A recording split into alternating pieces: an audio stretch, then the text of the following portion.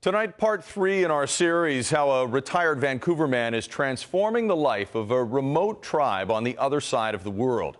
For years, the Aka Hill tribe in northern Thailand lived in abject poverty, giving up the lucrative but damaging opium trade for coffee.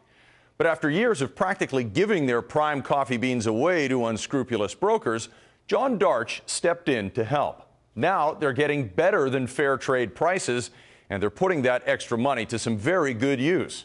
Tonight, we return to their remote village near Chiang Rai to see how this reversal of fortune is changing their lives for the better in almost every way. For the Aka Hill tribe of northern Thailand, traditions like cooking over open fires in smoke-filled bamboo huts come from a time not so long ago, before electricity and running water reached their remote mountaintop village, when all they had were the crops they grew and the silver rupees brought by opium traders. But while the coins used to adorn the Aka women's ornate headdresses remain, the opium does not. It's been replaced by a new crop. Since coffee, my life has changed in every way because there is more salary and more hope for the future. The opium was illegal and that was no good. After a while, we grew coffee together and it replaced the opium. And that makes me very happy. Hiko, a well-respected elder, represents the changing face of his village. His image has become the logo for Doi Chaang Coffee. With the help of retired Vancouver mining executive John Darch, they are, for the first time in their lives, earning a decent wage. I offered an arrangement whereby I would buy the green beans from the Aka farmers at a price that was well in excess of fair trade prices. He also made them 50% owners of the new Canadian-based Doi Chaang Coffee Company. In just 3 years, life here has already changed for the better. What was this village like a few years ago? Oh, it's worse. This also, the road is dirt road, all the house made of bamboo, the roof with the grass and all that kind of thing, no income. Wicha Pramyong, a hard-working humanitarian with a heart of gold, came here at the Aka's request 10 years ago, when coffee brokers were taking terrible advantage of them. Today, he's helping them to build their business and manage their newfound good fortune. This is the site of their latest and most ambitious project. This will be the playground for everybody. Then the school for about 300 children will be this side.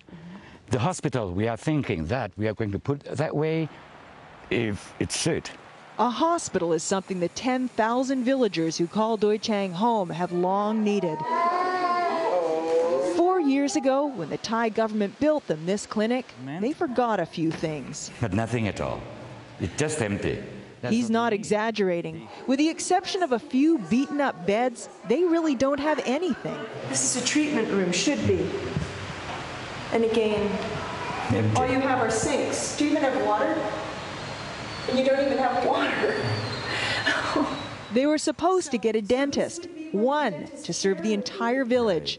Instead, so they gave you the plumbing, no chair and no dentist. And if you don't do it yourself, be like this another 20 years. Pull your own tooth here. That's what we do. Keep in mind, Doi Chaang is several hours away from the nearest hospital, a place most villagers couldn't access anyway because they don't have Thai ID, a document they must have to leave the mountain. But there's nothing in here. Circumstances that make the inadequacies of the so-called delivery room particularly troubling. It's supposed to be for that, but nothing. Yeah. So women can't even give birth here? At home, or if you want to go, have to go to the hospital in town. And if you have it at home and there's a problem, you're out of luck. Both. That happens? People die? A lot. As for the school, for years, this is how they got there. And once they arrived, this is where they studied. One of 4 drafty rooms with dirt floors. As you see, it's very hard to get teachers to come up and stay here to teach the students, because you see already, the road to come up here sometimes take something like 5-6 hours.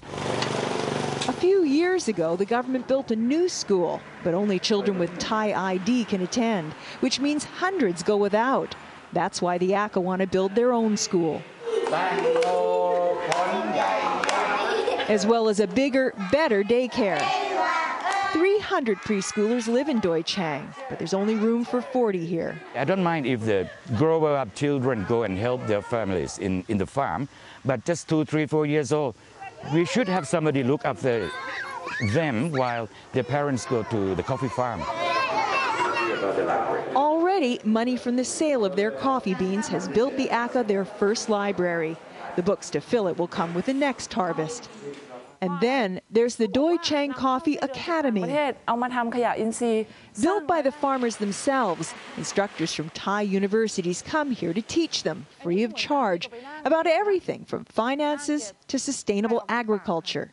Everybody knows about earthworm, but they didn't know how to use it. But this one is a way to increase the compost for the farmer.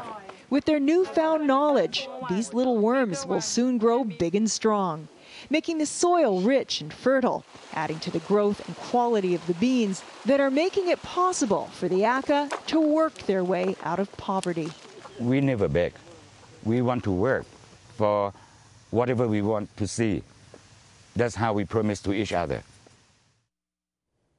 Tomorrow night, we'll see how the Aka's success with coffee has led to other new business ventures, including tea, honey, soap, and one other product you've got to see to believe. And a reminder, you can watch Linda's earlier reports on the transformation of the Aka Hill tribe, along with exclusive online video on our website at globaltvbc.com. Just look for the link on the homepage.